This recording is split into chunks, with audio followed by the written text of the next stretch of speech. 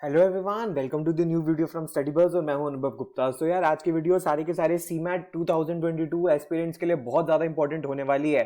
Because after much wait CMAT के forms live हो चुके हैं। जो बहुत टाइम से बच्चे वेट कर रहे थे, सर फॉर्म कब आएगा, नोटिफिकेशन कब आएगी, तो वो सारी चीजें क्लियर हो गई है। तो आज की वीडियो के अंदर मैं आपको बताऊंगा कि सीमैट 2022 का फॉर्म आपको कैसे भरना है, क्या क्या चीजें आपको चाहिए, क्या क्या मिस्टेक्स आपको बिल्कुल भी नहीं करनी है। बिकॉज अगर ये मिस्टेक्स आपने कर दी तो आपका फॉर्म रिजेक्ट हो सकता है और शायद आप दोबारा ना भर पाओ। तो वीडियो को एंड तक जरूर देखना फॉर्म भरने से पहले, ताकि आपको सारी की सारी इंफॉर्मेशन मिल सके। तो चलिए शुरू करते हैं। इससे पहले फ्रेंड्स हम स्टार्ट करें, I would like to request you channel को सब्सक्राइब करके बेल आइकन जरूर प्रेस कर देना, ताकि सारी इंपॉर्टेंट वीडियोस की नोटिफिकेशन आपको मिलती रहे। एंड आप हमारे साथ इंस्टाग्राम पे भी कनेक्ट हो सकते हो। हमारा इंस्टाग्राम हैंडल है studybuzz_education।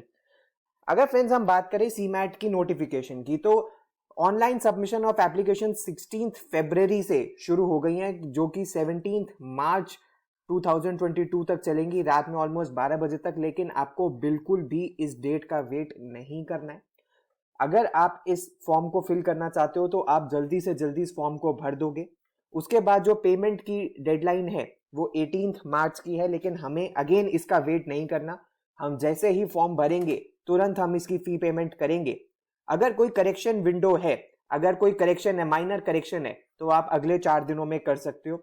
जो एडमिट कार्ड्स है और जो डेट ऑफ एग्जामिनेशन में है वो अभी क्लियर नहीं है, वो भी फ्यूचर के अंदर क्लियर हो जाएगी। 3 घंटे का एग्जाम होने वाला है, 2 शिफ्ट में ये होगा, सुबह 9 से 12 में और दोपहर में 3 बजे से 6 बजे में। लैंग्वेज सिर्फ और सिर्फ इंग्लिश लैंग्वेज के अंदर ये होगा। और इसके लिए आपको कौन सी वेबसाइट के ऊपर विजिट करना है वो लिंक नीचे डिस्क्रिप्शन बॉक्स के अंदर भी दिया हुआ है, वहां पे आप विजिट कर सकते हो। और अभी मैं आपको बताऊंगा आपको इसका फॉर्म कैसे भरना है। इससे पहले फ्रेंड्स हम फॉर्म के बारे पे चले, मैं आपको ये बता दूं कि सीमैट का क्रैश कोर्स हमारी वेबसाइट के ऊपर लाइव हो चुका है। ये 22 फरवरी 2022 से शुरू होने आया है और इसकी वैलिडिटी रहेगी जब तक आपका सीमैट एग्जाम नहीं हो जाता। इसके अंदर आपको कोर्स वीडियोस मिलेंगी, ई बुक्स मिलेंगी, आपको मॉक्स मिलेंगे, प्रीवियस ईयर के पेपर्स मिलेंगे। इसके रिलेटेड आपकी कोई भी क्वेरी है तो आप हमारे नंबर पे कॉन्टैक्ट कर सकते हो 9958937705। या फिर अगर आप एनरोल करना चाहते हो तो लिंक नीचे डिस्क्रिप्शन बॉक्स में, आप हमारी वेबसाइट के ऊपर जाके एनरोल भी कर सकते हो। तो फ्रेंड्स इससे पहले हम फॉर्म भरना शुरू करें, हमें कुछ कुछ चीजें चाहिए, इन सबको हम पहले अरेंज करने, उसके बाद ही फॉर्म भरना शुरू करें। सबसे पहले तो आपको एक रीसेंट फोटोग्राफ चाहिए, या कलर के अंदर हो या ब्लैक एंड व्हाइट के अंदर हो, प्रेफरेंस आपकी कलर की रहनी चाहिए। एंड आई गेस अभी तक आप इतने सारे फॉर्म्स भर चुके हो तो ये आपके पास अभी तक स्कैंड होगी भी, जिसमें 80% आपका फेस दिखना चाहिए, ईयर्स विजिबल होने चाहिए और व्हाइट बैकग्राउंड पे होनी चाहिए। प्लीज किसी भी और कलर्ड बैकग्राउंड पे मत क्लिक करवाना, और अगर नहीं है तो जाके आप क्लिक भी करवा सकते हो, अभी आपके पास टाइम है। उसके बाद जो स्कैन फोटोग्राफ एंड सिग्नेचर है वो जेपीजी फॉर्मेट के अंदर, जेपीजी फॉर्मेट में होने चाहिए। जो साइज है वो 10 केबी से 200 केबी के बीच में होना चाहिए। सिग्नेचर का जो साइज है वो 4 केबी से लेकर 30 केबी के बीच में होना चाहिए। एंड जो बच्चे पीडब्ल्यूडी कैटेगरी के अंदर अप्लाई कर रहे हैं, यानी कि जिनकी जो डिसेबिलिटी है वो 40% से ज्यादा है, तो उनको पीडब्ल्यूडी सर्टिफिकेट भी चाहिए होगा। उनको 50 केबी से 300 केबी के बीच में उनको स्कैन कॉपी भी चाहिए होगी। इसके अलावा अगर मैं बात करूं कि कितनी फी है इस फॉर्म की, तो अलग अलग कैटेगरी के लिए अलग अलग फी है। जो जनरल बच्चे हैं मेल्स, उनकी 2000 है, फीमेल्स की 1000 है। रिजर्व कैटेगरी के बच्चों के लिए जो मेल है उनकी 1000 है, फीमेल की भी 1000 है, थर्ड जेंडर की भी 1000 है। तो इस तरीके से आपको ये फी पे करनी होगी।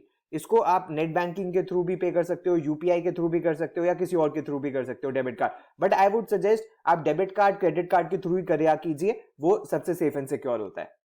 तो अगर फ्रेंड्स हम बात करें कि हमें सबसे पहले क्या करना है, हमें इस वेबसाइट के ऊपर जाना है cmat.nta.nic.in। जब इसके ऊपर हम चले जाएंगे तो हमारे सामने एक ऐसी नोटिफिकेशन हमें दिख रही है, रजिस्ट्रेशन फॉर सीमैट 2022। इसके ऊपर हमें क्लिक करना है, और जब इसके ऊपर हम क्लिक करेंगे तो ये हमें एक और वेबसाइट के ऊपर ले जाएगा, जो कि कुछ आपकी स्क्रीन के सामने आपको ऐसी दिख रही है। और यहाँ पे हमें क्या करना है, यहाँ पे जाके हमें न्यू रजिस्ट्रेशन के ऊपर सिलेक्ट करना है। लॉगिन नहीं करना है, क्योंकि अभी तक हमने रजिस्टर ही नहीं किया तो हम लॉगिन नहीं कर सकते। तो जब हम न्यू रजिस्ट्रेशन के ऊपर क्लिक कर देंगे तो हमारे सामने एक एप्लीकेशन फॉर्म खुल जाएगा, जिसमें सबसे पहले ये आपकी सारी पर्सनल डिटेल्स मांगेगा। और ओवर द इयर्स मैंने अपने एक्सपीरियंस में देखा है कि बच्चे जल्दीबाजी के अंदर कोई ना कोई मिस्टेक अपनी पर्सनल डिटेल में कर देते हैं। नेम की स्पेलिंग में, फादर्स नेम की स्पेलिंग के अंदर, एड्रेस के अंदर कोई भी गलती वो कर देते हैं। तो प्लीज कोई जल्दी मत लेना, आराम से 1-2 घंटे का टाइम निकाल के ये फॉर्म को भरना, ताकि कोई भी मिस्टेक आपकी ना हो जाए। कैंडिडेट का नेम होना चाहिए, फादर्स नेम होना चाहिए, जैसा कि आपकी 10th क्लास की मार्कशीट के ऊपर होता है। मदर्स नेम आपको डालना है, आपको जेंडर, आइडेंटिटी टाइप, यानी कि आप कौन सा डॉक्यूमेंट चूज कर रहे हो, जिसके उसका आप नंबर यहाँ पे डालोगे। आप फोटो आईडी यूज कर रहे हो, आप voter ID, driving licence, whatever. उसके बाद आप प्रेजेंट एड्रेस यहाँ पे डालोगे और कंप्लीट अपनी सारी डिटेल्स डालोगे। जो भी आप डिटेल्स डाल रहे हो इस फॉर्म के अंदर, एंड तक उसको सबमिट करने से पहले एटलीस्ट 2-3 बार रिव्यू कर लेना कि कोई भी छोटी सी छोटी मिस्टेक नहीं होनी चाहिए, क्योंकि वो शायद फिर आपको बाद में करेक्ट करने का मौका ना मिले। उसके बाद जब आपने प्रेजेंट एड्रेस के बाद आपको परमानेंट एड्रेस के कॉलम पे आना है। तो अगर आपका परमानेंट एड्रेस सेम है तो आप इसके ऊपर टिक कर दोगे, लेकिन मान लीजिए अगर आपका परमानेंट एड्रेस डिफरेंट है तो आप यहाँ पे वो परमानेंट एड्रेस डालोगे। उसके बाद आप पासवर्ड चूज करोगे, एंड प्लीज किसी ना किसी जगह पे इस पासवर्ड को लिख लेना। जनरली होता क्या है, फिर जब बच्चे एडमिट कार्ड डाउनलोड करने जाते हैं तो उनके पास ये पासवर्ड भूल जाते हैं, फिर उनको रीसेट करना पड़ता है। तो अगर आप कहीं लिख लोगे तो एडमिट कार्ड के टाइम पे भी, रिजल्ट के टाइम पे भी आपको कोई प्रॉब्लम नहीं होगी। तो पासवर्ड आप डालोगे, कंफर्म पासवर्ड करोगे, सिक्योरिटी क्वेश्चन डालोगे और बाकी ये पिन डाल के सबमिट कर दोगे। जब आप सबमिट कर दोगे तो ऐसा एक आपके पास फॉर्म आ जाएगा जिसमें आपकी सारी की सारी डिटेल्स होगी। प्लीज अगेन इसको 2 बार कम से कम प्रूफ रीड कर लेना, बिकॉज ये आपसे आपकी सारी चीजें कंफर्म करने के लिए कहेगा। आपको आपका नेम कंफर्म करना है कि आपके नेम की स्पेलिंग सही है, फादर्स नेम की स्पेलिंग सही है, मदर्स नेम की स्पेलिंग सही है, डेट ऑफ बर्थ सही है, जेंडर सही है, एड्रेस सही है, मोबाइल नंबर सही है, ईमेल आईडी सही है। बिकॉज एक बार ये आपने फिल कर दिया तो ये पर्सनल डिटेल्स आप फिर चेंज नहीं कर सकते। एंड उसके बाद आपको क्या करना है, आपको आई एग्री के ऊपर टिक करना है and submit and send OTP आपको करना है। और अगर आपको लग रहा है कि आपसे कोई मिस्टेक हो गई है तो आप एडिट रजिस्ट्रेशन फॉर्म के ऊपर जा सकते हो और दोबारा एडिट करके इस पेज पे दोबारा आ सकते हो, और उसके बाद आप सबमिट एंड सेंड ओटीपी कर सकते हो। तो जब आप ओटीपी डाल दोगे तो आपके सामने एक ऐसी विंडो खुलेगी जिसमें सबसे पहले आएगा रजिस्ट्रेशन फॉर्म कंप्लीटेड, यानी कि जिसमें आपकी बेसिक डिटेल्स थी। अब हम एप्लीकेशन फॉर्म के ऊपर आएंगे और फी पेमेंट पे एक एक करके आएंगे। अब आपको ये एक एप्लीकेशन नंबर भी देगा, प्लीज इसको भी कहीं लिख लीजिएगा। इसकी आपको ईमेल भी आ जाएगी, क्योंकि इसी से फ्यूचर के अंदर लॉगिन होगा। आप यहाँ पे देख सकते हैं जब आपने ओटीपी डाला है तो आपका मोबाइल नंबर तो वेरीफाई हो चुका है। प्लीज लगे हाथ तो अपना ईमेल आईडी भी वेरीफाई कर लेना, वरना आपको लास्ट वाले स्टेप पे करना पड़ेगा। तो बेटर है अभी ही अपना वेरिफिकेशन कोड भेज के ईमेल आईडी भी वेरीफाई कर लेना। उसके बाद जब हम पर्सनल डिटेल के कॉलम के ऊपर जाएंगे तो एक एक करके ये हमसे सारी डिटेल्स पूछेगा।